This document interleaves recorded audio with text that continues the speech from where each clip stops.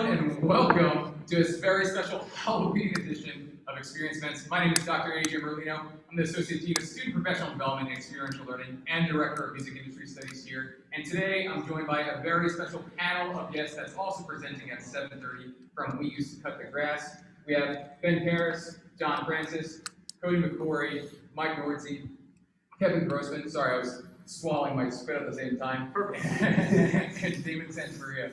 I always do that when I announce Kevin Grossman. Before we start with anything, this is a really eclectic group of musicians and phenomenal friends that I have. So I really want them to describe maybe how they got to what they play. They play some very interesting instruments, as you'll see. They're going to do some demonstrations, and they're going to talk specifically about the 7:30 presentation, Nosferatu. So can we start over here with Ben? So my name is Ben Harris. I play violin. Today I'm playing a 5-string electric violin. I started with classical music, when I was 6, 7 years old, and nowadays I play in a couple bands. I have a rock band called Thank You Scientist, which is what I do with Cody, and I also play in a black melodic band called Windfarer. So a bunch of very different things. So I like to do non-traditional things with the violin to get my sound.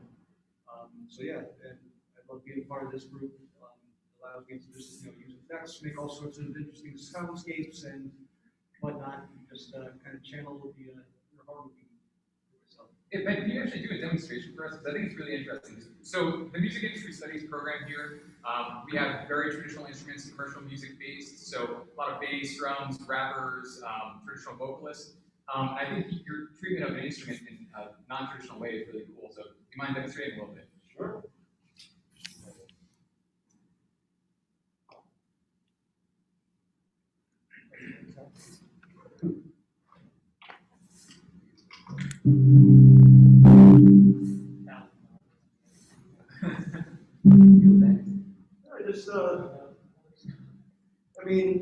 All starts with this. And just adding different parts.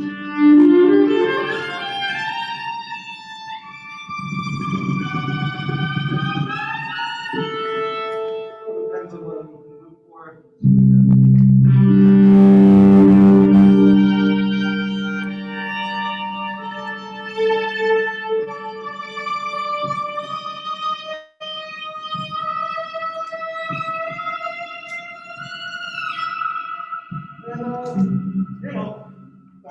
Distortion.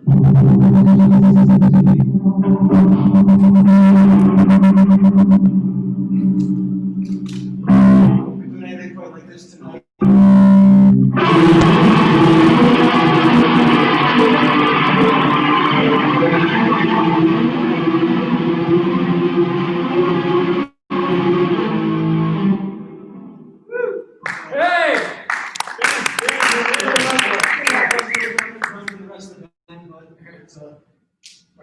So, and I'm going to ask this for all of you. What's the process of selecting your sounds or your adaptation of sounds? In the scope of what we're doing tonight, specifically for the live stream at 7:30, and in the idea of live scoring, how do you select the atmosphere and the tonal atmosphere that you want to depict? What's your process? And we're going to go around and talk about that. But Ben, what's yours? It's specifically with what we're doing tonight, or just Nosferatu is a good start. I think a lot of it comes. Well, we have the score first of all, so we have a lot of the score involves improvisation. So first of all, it depends what's going on screen, and which instruments we're using at that point in time. So for me, because we have a pretty wide variety of instruments, a lot of different timbres, I use mostly just reverbs and delays, just stuff to kind of create a kind of a spooky ambiance. It's really just listening to what's going on. Is it the type of situation where the percussion, for instance, are they laying down a beat? And I might play one way, where the percussion's more just kind of like gestures and just little hits.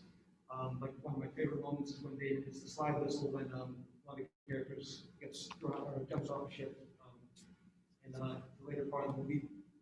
just things like that. It's a very respectable slide. As noted in the score. John Francis, can you tell us a little bit about the instruments that you play, how you came to start playing those, and then maybe give us a demonstration, please? Thanks for the question, Dr. Magic Bones. I actually started, I'm not trained in anything. I just actually like making sound more than actually studying a specific instrument. But I've been doing it for about 30 years, so I've kind of gravitated to an instrument called the guitar viol, which is kind of like a modern day arpeggione or viola di gamba. So it's got the range of both, say, a cello and a viola together, but I can also do a lot of different guitar type effects as well as getting particular boat sounds. Do you mind demonstrating? I certainly will. This is it's actually a fully digital system. It uses a Roland 13-pin system. So everything is actually modeled rather than being like an acoustic or electric pickup that uses the sound. So I can get anything from keyboard sounds to guitar sounds to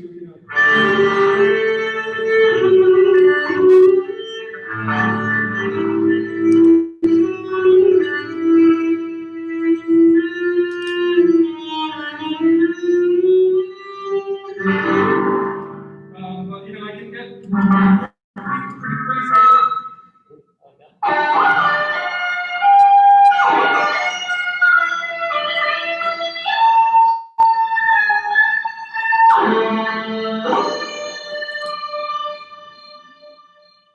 So I can do a bunch of different things with it, so it's very versatile. But for this gig, I would say I probably am doing like the most least adventurous playing I've ever done. I actually try to keep it very dry because there's so many different sounds, and so many different timbres from people's natural instruments that just like adding a big synth bed underneath, I think would kind of take away from all the little subtleties of the balloon. Yeah. You can't cover up the balloon. Well, I think that's interesting about so this treatment of Nosferatu is sensitive and it's kind of bombastic at the same time, including slide whistle and balloon, along with tons of amplified instruments and cymbal. So how do we pay respect to the musicians that are around us performing on maybe a more sensitive balloon-like instrument, while you might have an amplified instrument? Like what's your thought process? It's listening. Really, it's kind of watching. Cody's a fantastic arranger and composer and conductor. So kind of like watching him for some small hand movements and listening to what everyone else is doing while we're, because there is a level of improvisation. So you really have to listen to everybody in order to key in those things. And even though there's a written score that we're following, there's little moments where you can hook together and you just add something new. Like every time we've done, it's 5 years now? Every time there's something that is completely unique, and I always love it. Like this is the first, when we did this last week, the first time that I really paid attention to Damon on the accordion trying to imitate a rooster. I was like, all right, I'm doing that too, So it was just like we did that for half a minute, and it was great, and it just added so much to it. There's just little things, and letting people breathe too, unlike what we're doing now. But letting a melody rise from whoever it feels comfortable from the most, and just letting it be open, not just bombastically playing all the time. Although there's that too. We've done that too. Oh yeah. Cody, tell me about some of the instruments you're going to play tonight, a little bit about your background, and please demonstrate. Cool. I am playing the theremin, the handsaw, the upright bass, and piano. I'll demonstrate. All of them at once. All of them at the same time. So, theremin's probably the most fun because it's space control. I can only imagine how wonderful that sounds to a dude. Yeah. But anyway, it's got two fields. This is your pitch field. This is your volume field. You're kind of negotiating these two things.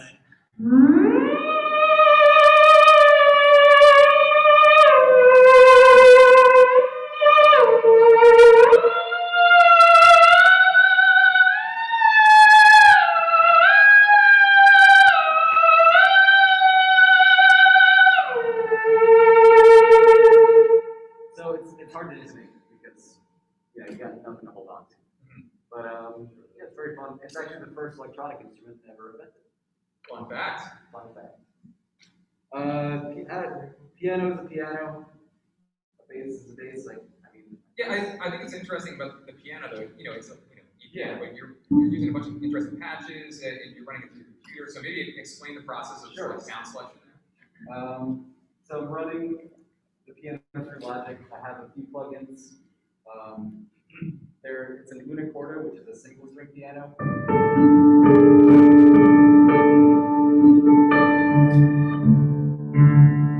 Which is going through, and in the plugin there's some built-in like space, reverbs, and the one that I gravitated to for Nosferatu is just the reverse sound, which I can isolate.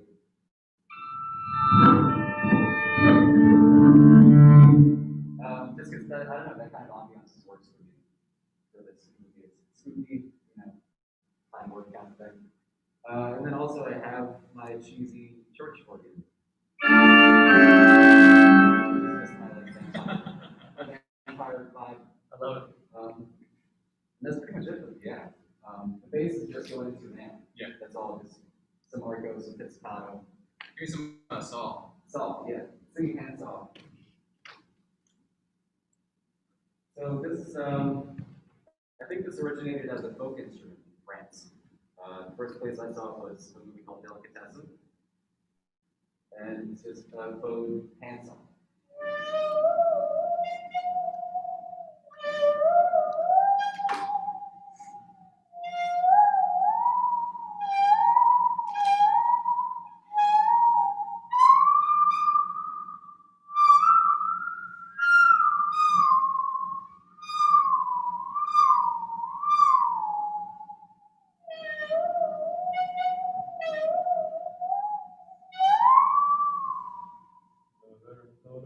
Can you do Delilah by Tom Jones? That's a night. Every other night. Yeah, that's literally just standard hardware store hand saw with a bow. Stanley Sharp too. Stanley Sharp 26 inch. Not your local Home Depot. Much appreciated. Awesome. Mike, tell me about some of the instruments that you're going to play tonight. Maybe a little bit about your background and give me a little demo. Okie dokie. Well, let's see. I started playing clarinet when I was around 9 years old.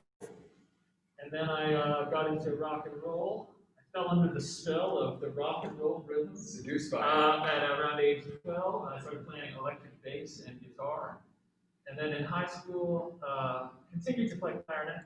But then I found the upright bass. And that's really my main instrument, is upright bass.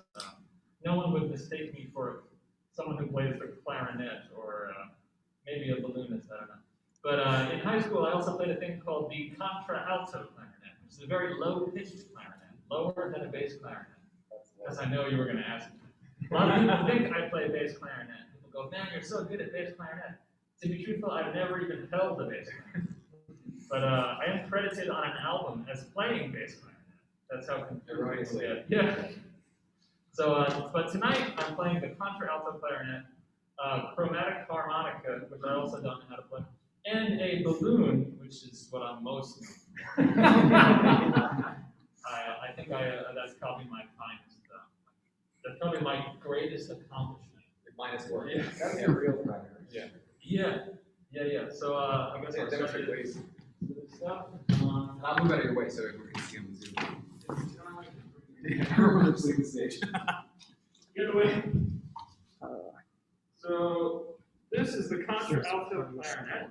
It's an E-flat horn pitched an octave Wait, lower we'll do than that. an alto clarinet. With this, okay. Because people. So this is my They're fine, right? that would be be the lowest note that I can play. That's the highest real note I can play, and then the highest fake note would be like something like that. So in the context of the film, I do a lot of like low droney, like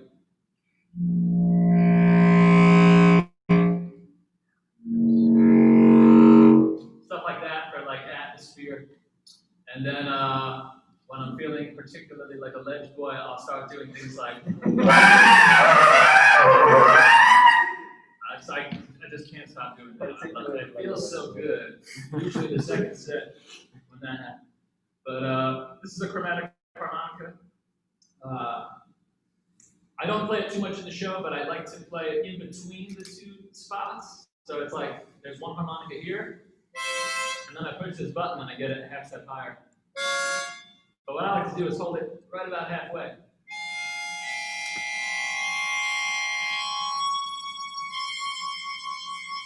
You get some nice half steps and stuff like that. And now for the moment you love. Yeah. What we were really asking for. This is a green balloon.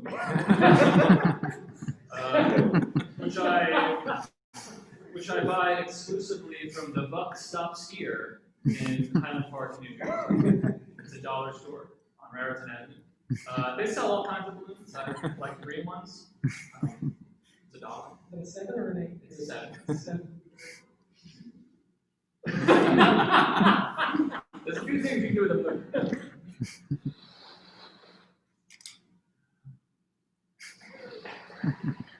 For maximum effectiveness, you want to have some air in this bad boy. Now, everyone's favorite.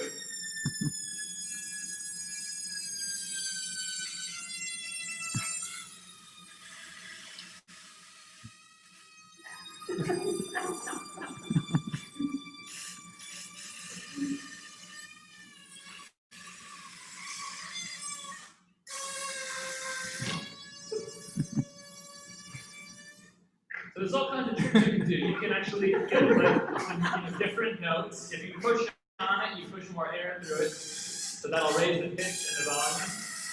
If I pull harder sideways, I get these weird little those sounds. And then if you just want a regular air sound, well, that's more of a fart. It's good for just like to create a little like weird atmosphere, like some wind noise maybe. And actually one that I do that I haven't really done in the past, it's kind of a newer technique for me on the balloon, where I like kind of like molest it. I'll show you. Probably not the right choice of word. We gotta get real full. These are all available on his website. So he has a course, course on YouTube. Don't do this at home, but lick your hand a little bit and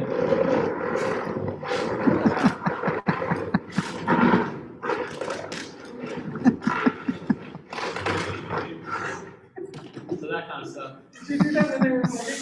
I did it when yeah, it was a strange text, but it worked out. But no matter what I do, this is what I'll always be most famous for. So. Mike, is a classically trained musician and professional balloonist now. I hope you teach that at Rutgers. Yeah. Personal ballooning class. Yeah.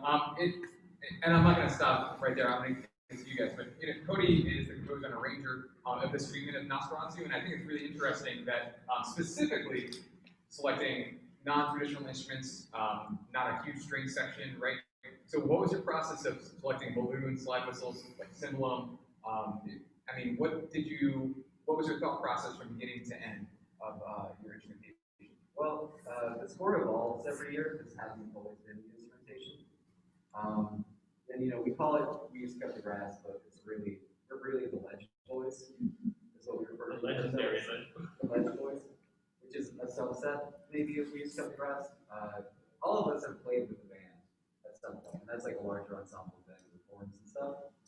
But the first year was just out of necessity, where like I think John, you called me up and you're like, hey, I couldn't do the gig. I have this live score gig for Nosferatu and I can't make it. watched the movie like a few days before. Didn't write anything, and then Kevin and Randy Preston and James McCaffrey from Harmonica came out to do it, and they had never even seen the movie. So it was interesting to have you guys do a real-time improvisation. We were just watching. I've seen the movie. Well, you had seen it, but Randy and James had not. And they were playing guitars, and I was like, please, whatever you do, do not make an electric guitar sound. Do anything else. Because electric guitar would just not fit this score. And that's kind of what we're playing with is like, some of these instruments do fit in this time period, like simple, yeah. Maybe that's really the only one.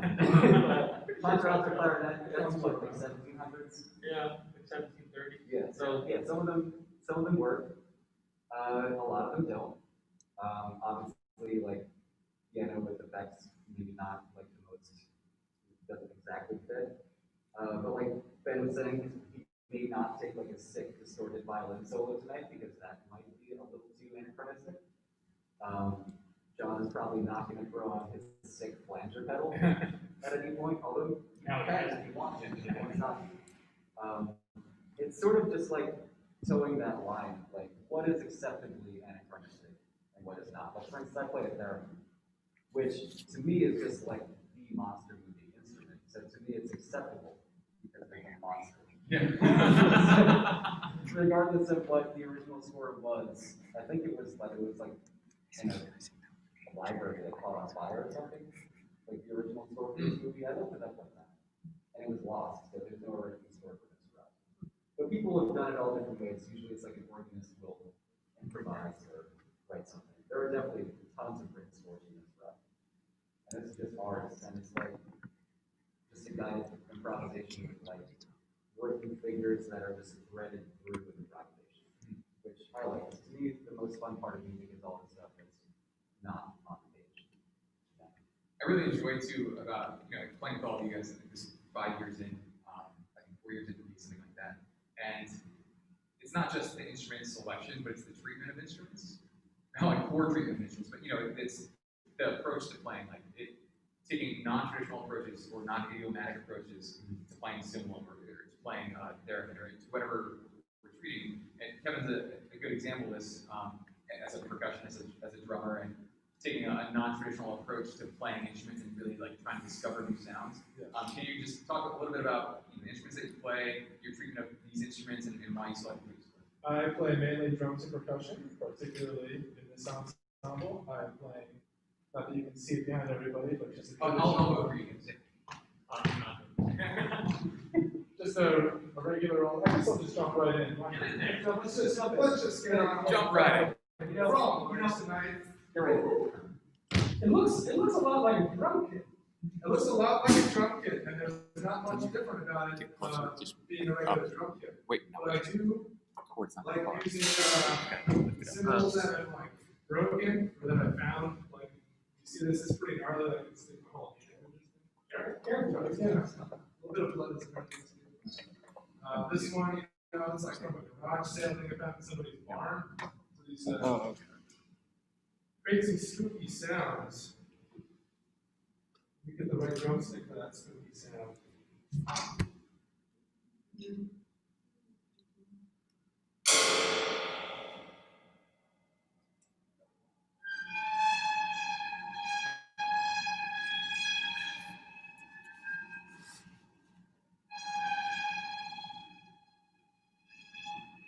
What I'm doing there is I'm just rubbing the drumstick along the grooves of the cymbal, kind of like a turntable in a record turntable.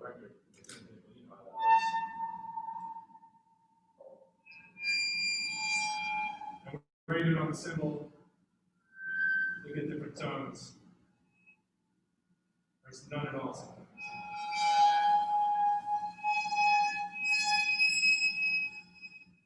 Particularly this score, I like doing this whenever Nosferatu the monster is on stage, or whatever. In the movie, kind of just, it's like nails on a chalkboard to me, kind of get to the heebie-jeebies. So that's what I'm going for. Over here, I have what I call the psychedelic cowbell. His name is Marvin.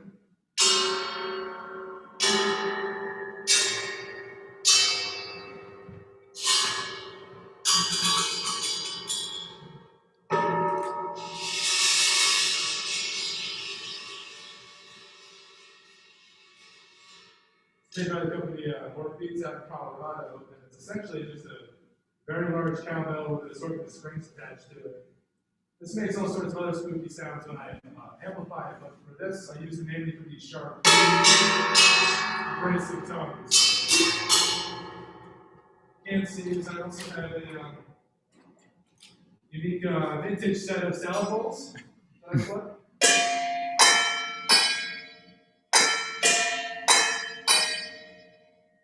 It's more sharp metallic sounds. I'll use this to imitate the sound of a clock striking, things like that. And then the rest of this is just a traditional bass drum, tom-toms. I don't actually ever really turn the snare on. It's almost always off.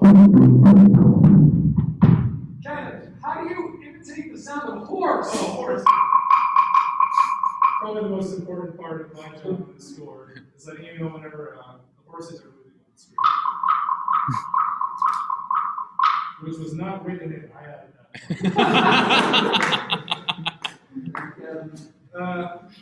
but you know, this score that Cody has, it's a very loose score. Like, he has lots of melodies and chords written, but I'm not really doing any of that. So for me, there's almost nothing specific for me written to do. So I tend to just do a lot of trying to create a mood underneath these little solo parts everybody has. You know, sometimes Ben plays by himself or David plays by himself. And I don't want to interrupt, so I'll just kind of this rolling, low rumble sound. So you kind of have this unsettling feeling happening.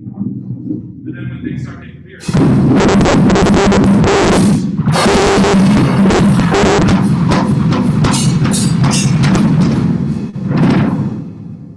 That's just a lot of me reacting to what I see on the screen. And then, of course, there's a few parts where I'll actually be playing in time, following a bass line, maybe in a jazz context, things like that. Kind of freeing, you know, a lot of weird sounds.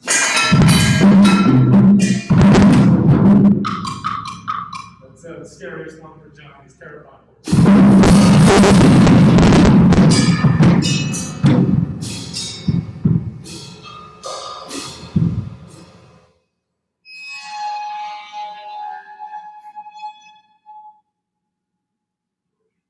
Thank you.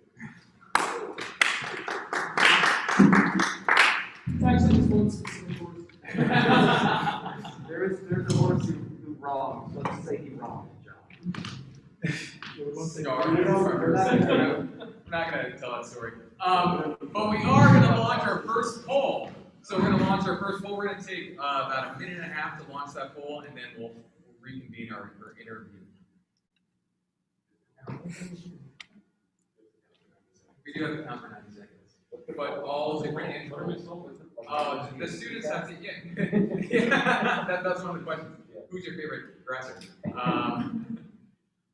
They have to engage in a poll. You have to engage in a poll in order to receive experience credit. So this is the first of two polls for today. There's a couple of quick questions. And Logan's going to give you the thumbs up when we have most people engaged in the poll, or 90 seconds passes. That's how we know they're actually watching. Yeah. We're not responsive. Yeah, It's like shopping. It's kind of like a cattle prod, like a prayer brain. Love it. Last It's question. cold. It's not a cattle prod, but a cattle pole. Cattle pole. Yeah. Cattle pole. No, there's so many other things you could have done. Have you ever taken a truck? Should. You're close to everyone. 82%. 82%. Ooh, pretty good. You get some classes. Give it 10 more seconds to complete that poll, and then Logan's going to share the results with everyone. I think Dr. Magic Bones is doing it. Dr. Magic Bones. Dr. Magic Bones. All right. Yeah, definitely didn't win that one. Can we share the poll with everyone, Logan, please? Yep. All right. Cool, and then we'll exit the poll. Awesome. Thanks for joining us again, engaging in the poll. Finally, last on stage, Damon is going to talk about some of the instruments in place. You're kind of one of the most interesting people that I know because you do so many other things outside of music. Can you talk about that a little as well, and maybe how one art form influences another? Sure. I don't have any formal training musically. I think I took a few piano lessons when I was 11 years old, and I play flute. I'm mostly self-taught on the flute. And between the piano and the flute, I kind of learned a little bit enough with music where I could pick up guitar. I learned to play guitar a little bit. These are all tools for me to learn how to write some of my own music, which is why I stopped taking piano lessons. And as a music teacher, I think you find this interesting, but I remembered when I was taking my piano lessons that I got bored of the lessons. I got bored of the constant replaying of the scales, and it just seemed too monotonous to me. It wasn't explorative enough. So I remember I had to build up the nerve to tell the piano teacher, I don't think I'm interested in playing anymore for these classes. I think I want to write my own music. And now as an adult, I see what a great opportunity that would have been for the teacher to say, all right, we'll write some music and we'll try it for lessons. But instead, he closed the book, and he said, all right, well, if you change your mind, let me know. That was the end of that. But actually, I think it may have been the best thing that he could have done because it gave me an opportunity to explore music on my own, to feel a little less regimented. So over the past 20 years now, I've been exploring music independently and playing with such talented musicians. I'm so grateful. And this is just one of the ensembles I get an opportunity to play my flute for. And I get to translate some of my piano skills to the accordion for this, which is a very, very strange instrument. I don't have the left hand down yet. It's a lot of buttons to memorize for me, so I mostly perform the right hand of it. I can demonstrate a few little things I do. Yeah, please. Okay. He's all clear at the stage now. Sure.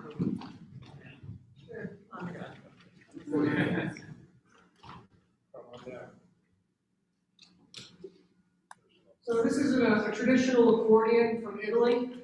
An accordion player is called an accordionist. That's not me though. I'm not an accordionist. Yes, according to him. But it can be very loud, which is what I love about this instrument. It has all kinds of dynamics.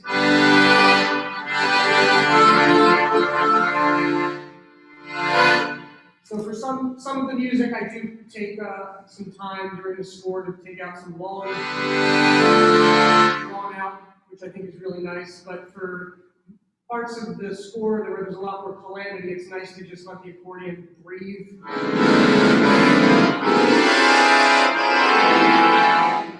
Build a lot of tension, which I really love. I treat a lot of these instruments that I play like if they have their own voice. This is an amazing voice. I love the way this thing sounds. But with the flute, same thing kind of carries through. I do some traditional flute work for this score. Just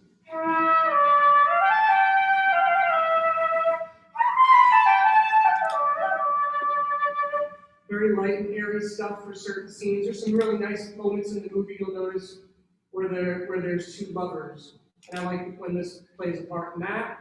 And then there's parts of the score where I like to just add textures with this, which is a lot of just tongue work.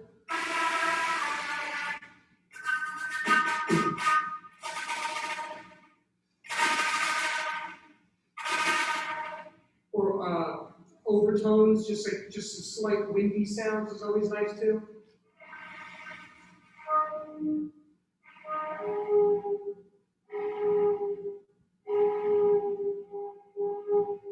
So these are all textures I can get the flute to do, which is kind of cool. Again, kind of giving it its own voice. And then, of course, lastly, the most important instrument I play for this is the slide whistle. There's little moments in the score for this as well, but all kidding aside, I can actually do some really nice textural things with this if I try.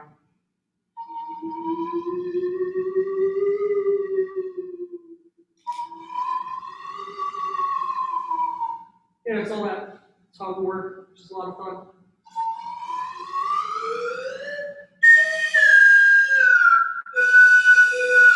A lot of overtones there for more of the chaotic scenes. But a lot of this is kind of intuitive, and then you have to kind of imagine you're scoring a cartoon or something, which is a lot of fun. But again, I like to treat a lot of the instruments I play like they're their own voice. I love to sing, so I treat a lot of the instruments that way as well. But to answer the initial question of how I connect all these weird things I do, I also play the sitar, which unfortunately the score has no room for. It's a bizarre instrument for this, but I had to teach myself on that for the most part, and every once in a while I get to do a nice live ensemble with a few of these guys on the sitar as well, which is nice. I also have an interest in the natural world. I'm a beekeeper on the side. I own a small farm. I'm a photographer, a visual artist. I do some children's books. They're just all real intuitive forms of self-expression, and I like to create worlds. I think that's how that all kind of ties together. If I had to come up with a common theme there. So the same thing with the music. I mean, you're inventing a little world with the sound of the music, and I think the same thing happens when I like to draw, when I like to create visual projects. And occasionally I'll do some acting, puppet work. I love the puppetry. Again, there's that whole inventing a world type of thing. What they had to do with visual. I don't know that, yeah, this is what yeah. I just didn't do that.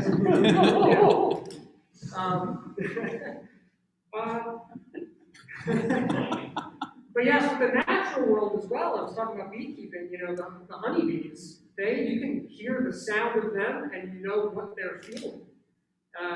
Depending on the sound of the hive, depends on the attitude that they have with you when you're extracting honey from it or inspecting them. So you have to have good ears all around for the natural world and for the musical world. So I think that they share the same brain. I think it's really interesting too, like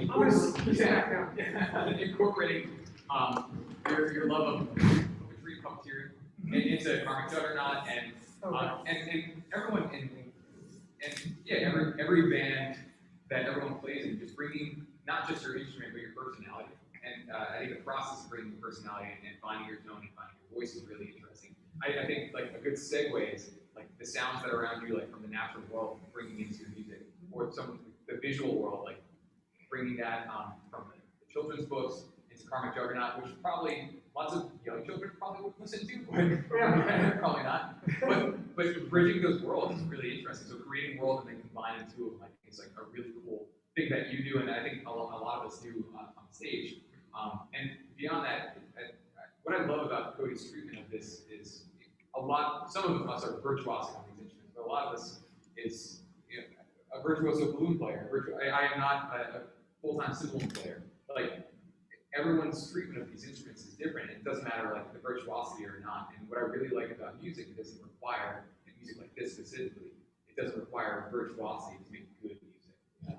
It's almost like, the neighborhood kids built a robot that defeated aliens. It's like, there's tons of great players out there, and anybody could walk in and lead the score, but I don't think it would have the same effect if one of us wasn't here. Like, you can't just sub somebody. Yeah. Even on a traditional instrument, it doesn't even matter. It's the person's personality, and everybody's side projects or main projects are part and parcel because everybody has this unique approach to it. You can't just sub out these gifts, and what we all feel passionate about. Yeah, it's definitely less about technical skill and more about personality and creativity. And like, I'm playing all secondary instruments. Like, my primary instrument is electric bass. I don't even consider myself to be a particularly intermediate pianist. I'm like more of a beginner. So like, it's more about like writing to your abilities and writing to everyone else's abilities and trusting them, and also creating the space for them to improvise and having this really nice friendship that we all have with each other, where we feel safe improvising and doing totally ridiculous things around each other, knowing that we're just going to try to create something with backlash and making something totally outlandish at any given moment. I think what's hard too, because our students at the college, the music and instrument studies major between 18 and 22 for the most part, and finding your own voice for the first time is really difficult. Does anyone want to talk about like how they found their voice, or maybe give some tips to the students about how to find that tone, how to find your voice, instead of just replicating something that they hear, but actually discovering themselves? That's a hard question. That's a hard question. I think Damon's approach is profound when you can do things like be out in nature or do things outside of your chosen form. I mean, you can practice 20 hours a day, and it's going to make you 20 hours better, but it doesn't necessarily put your own input on what you do. So it's things outside. I mean, it's ultimately what's between your ears that makes the music. It's not just the technical ability. You can teach a robot to play anything, but it doesn't have that individual soul. So when you incorporate other parts of your life, other interests, into the music that you make, that's what is so unique. You can hear people's personalities. Like he did a minute balloon solo, and it was one of the best things. Not everybody can pick that up in a theater. And you can tell that it was me and not someone Right. else. I know how you. What is that, James Phillips, the West Coast balloons? More like brown. You're back? Yeah. But no, it's totally true. Everybody's personality comes through, and you can't. It's not book learning. It's being in different environments, doing gigs that you're uncomfortable with, really going outside your comfort zone. I mean, these guys, in my opinion, are so top shelf that I'm intimidated every time I show up. But I show up, and that's the point. That's what makes you learn. That's what makes you grow. I think that was really succinct. Anything though? That was great. Yeah, I guess like tangentially to that is you want to be able to express yourself to the fullest ability. So spending those hours as well on your instrument that you're choosing to make sure you're able to express your emotions through it is really important. Because if you don't develop the techniques, you have all these things inside that you want to express, and it just comes out sounding like a cat getting stepped on. Maybe that's not appropriate. That's the scariest part of the movie. But everything John said is 100% true. But you also have to balance that with the practicing your instrument, your chosen instrument as well. And every single one of us, I know, has spent thousands of hours alone in a room, frustrated and hating every minute of what we're hearing.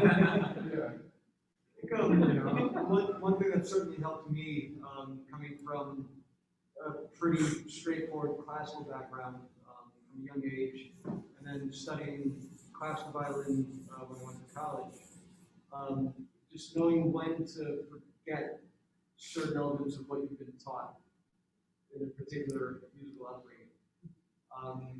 For instance, the bow hold, the violin bow hold, you hold it one way, you have your thumb, your middle finger.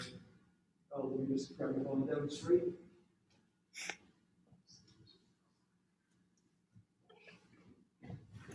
Standard bow hold. You just hold it, you balance with your thumb and your middle finger right here. Your pinky acts as a counterbalance, and then your first finger is usually pronate. Ring finger just kind of hangs off the ride. This is your standard bow hold, so you make a sound. So that's what I do most of the time when I play, but sometimes you have to veer off to get different sounds. Like one technique I like to use is the chop. Something like this, and you can do all sorts of different rhythms. Something like that. But so right there, I have to change my bow hold to a non-classical technique. I have to hyperextend my thumb a bit, I straighten out my fingers, and that's something in all the classical repertoire I've studied, Bach sonatas and partitas, Beethoven, and like a lot of the symphonic stuff. There's no need for that. It just wasn't written in. That's a technique I picked up from studying some jazz. And also, like, how you hold the instrument, I find it affects how you play. But also like how you think about playing. If I change up my bow hold a little bit, like if I hold it a little bit higher up, that will naturally make a lighter sound. And then it will kind of change my thought process and how I'm going to deliver the next set of notes or the next phrase.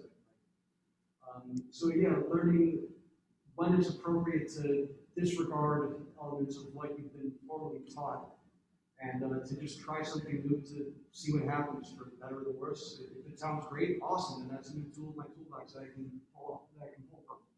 If it doesn't, then hey, I don't have to use that again. But yeah, just keeping an open mind and just not limiting to yourself to what has been standardized as the way players do.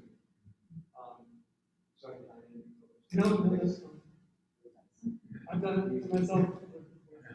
Was your grandfather a violinist? Yeah, so I began playing violin as I was 6 years old, and my grandfather, my father's father, he played in the Harvard Symphony for 4 decades. He had his own string quartet. He was a professor and had the quartet in residence at the Harvard School of Music in Hartford, Connecticut. I went there. Oh, hey, I don't think your grandpa taught me that. Yeah, I went to a Dunkin' Donuts here. Yeah, it's really good. he actually used to teach lessons in the parking lot. Before he got home. What a coincidence. But yeah, he was a classical musician, and I began playing violin because when I was about 6 years old, my parents told me, okay, if you're old enough, it's time for you to start learning an instrument, violin or flute. And I was kind of waited. I know my dad wanted me to play violin to think about his father, and so that's what I went with. And here I am today. Yeah, you want to add something before? Oh, I think they really talked about it, which was that you have to use your personality for your instrument. Like I think that some of the most quote unquote talented musicians in the world are not always the most expressive. And I'm less entertained by those musicians than I am by expressive musicians. I'd rather see somebody expressing themselves with their instrument. So that was just to piggyback on what was said earlier. I like what everyone touched on too. It's bringing skill sets and knowledge from other areas into like whatever you want to focus on at that moment. It's not that you have to do that forever. It operates a small world in college, right? And the goal is really to use knowledge from other areas to reinforce the one area that you want to pursue in this moment, but not the one that you're going to pursue for the rest of your life necessarily. So even though we're musicians today, might be a beekeeper tomorrow, or a professor the next day, or an arranger, you might be doing a million different things, and all those little different skill sets and different areas that we focused on, I think, come into our lives in different capacities. So, Albright has that really nice gen ed model built into the major with the experience events. So I really enjoy just the students getting exposed to everything that they do normally, but especially you guys and at 7:30. We're going to run the second poll. And I want to remind everyone that you can actually start asking questions in the Q&A. We're going to ask those for the last 10 minutes. And if you have any nail-biting questions, hard-hitting questions, Kevin can answer all the hard-hitting ones. But type it in the Q&A, and Logan's going to read those off to us. We'll take 90 seconds launching the second poll. Fast. Yes. Say 8 seconds. Slow down.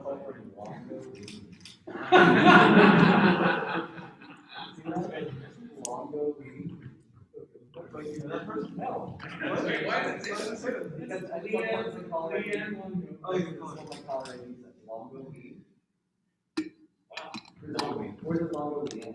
It's Leanne Longo. Either way, I like it. It'd be great if she's like, hi, this is Longo. If there's no questions, it's going to be more of this. So Please ask. Well, please, yes. That's the question. We had pizza. Alright, so 20 more seconds, and we'll close the poll, and Logan's going to share the results. 20 more seconds. Get out there and vote. That's right. Get up there and vote. Go to the polls. Logan, how are we doing on the percentage? 84%. 84%. That's pretty good. Very consistent. Not bad. Let's close the poll and share the results. Oh, so they're asked to engage in polls. Make sure they just don't log in and wait. Oh, There. so they're like what color? Yeah, there's like 3 or 4 questions. Right. All right. Close the poll now. And We Logan, didn't have black pants on.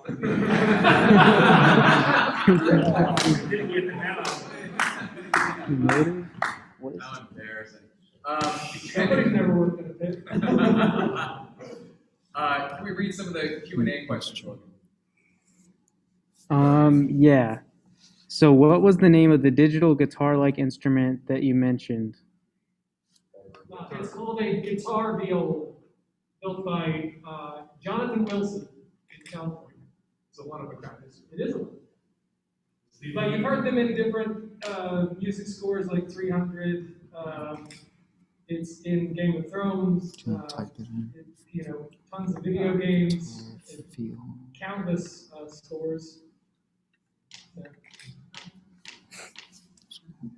So, small It just means like thick or more expressive.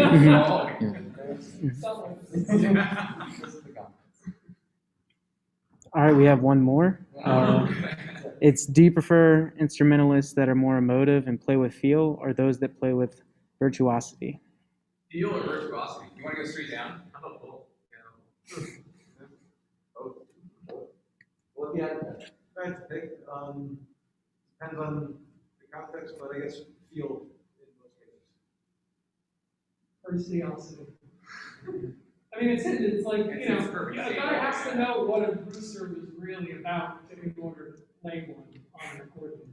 It's all about feel. It's all about the chickens. Yeah, look, I'd rather someone who's never played the instrument ever before expressing themselves on it sometimes. What instrument? Any instrument. I'm serious. Want me to pick up his clarinet? Yeah. And tell me how you're feeling. Yeah, I can't look at now. There's like sorry, bro, COVID. there's kind of like an interesting thing that happens too. Like if you're around like toddlers, and you, especially drums, because it's easy to break a very expensive violin. But having drums in front of a toddler or an instrument that they can hit and touch and then explore, besides from the moment that they initially hit it, the exploration period that happens like 20 minutes after the first is really beautiful. Yeah. They are really trying to explore and like use their ear, and they've never heard that before. And that's a really cool moment. And I mean, there's definitely not virtuosity there, but that's getting the music. But it's the Right. start of why you do it. Yeah. It's that initial, that creature, the loss of the creature is when you learn about it, it's no longer an animal thing. It's not an instinct. You trained it, and now it's no longer that wild thing that was the reason why you pursued it, which is, a strange feeling, but that's that initial thing. We always want to try to get that back every single time. And hopefully it comes back, right? Yeah. Like overstudying makes you hate the instrument. Sometimes like when you sit about the practice room, like screaming at your instrument instead of actually playing it. Yeah. It's like such a common thing, but then you're hoping that you get that first, like that chasing the dragon kind of thing. You're getting that first contact again. You're feeling the same way. Hopefully after all the practice is done. Sometimes you need a decompression period to take a step back. Like I hated playing for like 3 years after my doctorate. Like just because you're in it all the time. And then actually playing with you guys. We see the grass, Carmen Juggernaut, thank you scientists occasionally. That's just, it's fun and like it's a decompression time that I needed to get my brain straight around playing instead of just, I'm gonna practice 10 hours to do this 2-minute recording or to do this hour show and then doing the same thing over and over, the same music every single day. So I think there is like something beautiful about like post-graduation, taking a step back and realizing everything you learned, like looking at the whole thing together instead of like living in this 8-hour practice day or the 6-hour study session or this 2-hour exam, right? So just taking a step back. So Yeah, there's something that says for people who do just live inside their instruments and remain emotive and like play like very passionately, even though they practice all day. And that's like I guess the ideal kind of combination of both. But that's something you can't really practice is how to stay like intimately connected to your instrument and enthusiastic for it and like that desire to explore it. And that is something that will go away if you're not, careful. But it's also very personal. Like everyone is different with that kind of thing. And it's tough to really pin down and figure out how to keep that like nurture it. yeah. And I like the things in nurture too. Like you really do have to nurture. Any final words for the viewers at home? Well, I would like to say that I agree with him. And that it should be fun. I think that's a big one, is that it should be fun. If you're having fun, you're never gonna hate practicing as long as you're enjoying it. So it's just, and if it's not fun, make it fun. And like when we're playing, I mean, we're trying to play the music very seriously. It's kind of a serious-ish movie sometimes, but we're having like the greatest time. And if, you know, you see us hanging out eating pizza beforehand, we're having like the greatest time. And when we're on the ledge, you know what I mean, we're having the greatest time. So like, we're just, you know, it should be fun. And that's the best part, is getting to make a bunch of crazy music with a bunch of good friends. So just keep having fun and enjoying it. That's like the perfect ending sentence. Thanks everybody for joining us on stage. Thank you for joining us on Zoom and YouTube. We're gonna see you all at 7:30, I hope, for our actual live.